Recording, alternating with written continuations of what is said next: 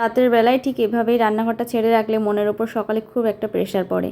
তাই সকালে পরিপাটি একটা রান্নাঘর দেখার জন্যই রাত্রেই সব কিছু করে রাখি, আর রান্নার ইচ্ছাও দ্বিগুণ বেড়ে যায়। হ্যালো এভরিওয়ান, আমি কণিকা চলে এসেছি আবার নতুন একটা ভিডিও নিয়ে। সবাই কেমন আছো? আমিও খুব ভালো আছি। আসলে এই কাজগুলো তো প্রতিদিনের কাজ। আজ যেহেতু 2-3 দিন খুব গরম পড়েছে, যদি ব্যাকগ্রাউন্ডে নিজের কোনো পছন্দের গান চালিয়ে নেওয়া যায় তাহলে কিন্তু কাজটা অনেকটাই সহজ হয়ে যায়। আসলে আমি তোমাদের সাথে কখনো এভাবে ডিটেলসে কাজগুলো শেয়ার করিনি। আজকে খুব ইচ্ছা হলো যে একটা রুটিনের কাজগুলো তোমাদের সঙ্গে শেয়ার করি। জানো তো, আমার একটা বাজে অভ্যাস আছে। আমি রান্না করতে করতে যখন দেখি রান্নাটা শেষের পর্যায়ে, আমি কিন্তু গ্যাসের স্ল্যাব থেকে শুরু করে গ্যাসের ওভেনটাও মুছে রাখার চেষ্টা করি। তখন রান্নাটা অলরেডি চলছে সেই রকম অবস্থায়। আর প্রতিদিনই রান্নার শেষে আমি একটু গ্যাসটা মুছে রাখি, আর রাত্রেবেলায় হলে তখন একটু ডিপ ক্লিন করি।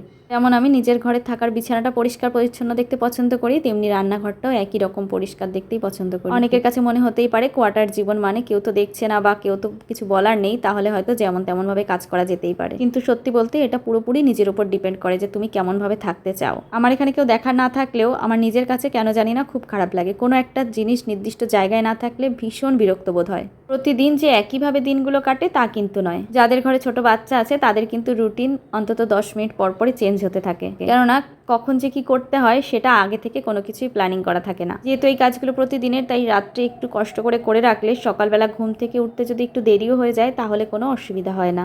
মাঝে মাঝে বিপ্লব আমাকে অনেক কাজে হেল্প করে, তবু রান্নাঘরে যে কাজগুলো থাকে সব ছেলেরা কিন্তু সব কাজ গুছিয়ে করতে পারে না। যেহেতু কালকে সকালেই বলেছিলাম আজ সানডে ছুটি আছে, তাহলে রান্নাটা দুপুরে তুমিই করবে, কিন্তু রান্নাটা করার পরে রান্নাঘরে যে আরও কতটা কাজ বেড়ে যায় সেটা সবাই নিশ্চয়ই ভালো করেই জানো।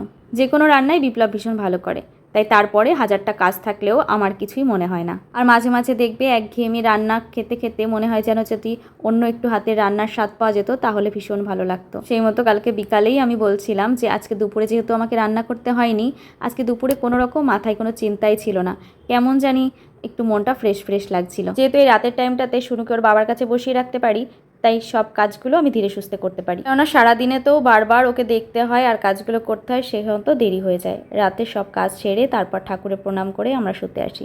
আর যতক্ষণ না আমি ঘরে ঢুকবো ততক্ষণ কেউই ঘুমাবে না। এরপর শুনুকে ঘুম পাড়ানো নিয়ে চলবে আরও একটা যুদ্ধ। তো আজকের মতো টাটা।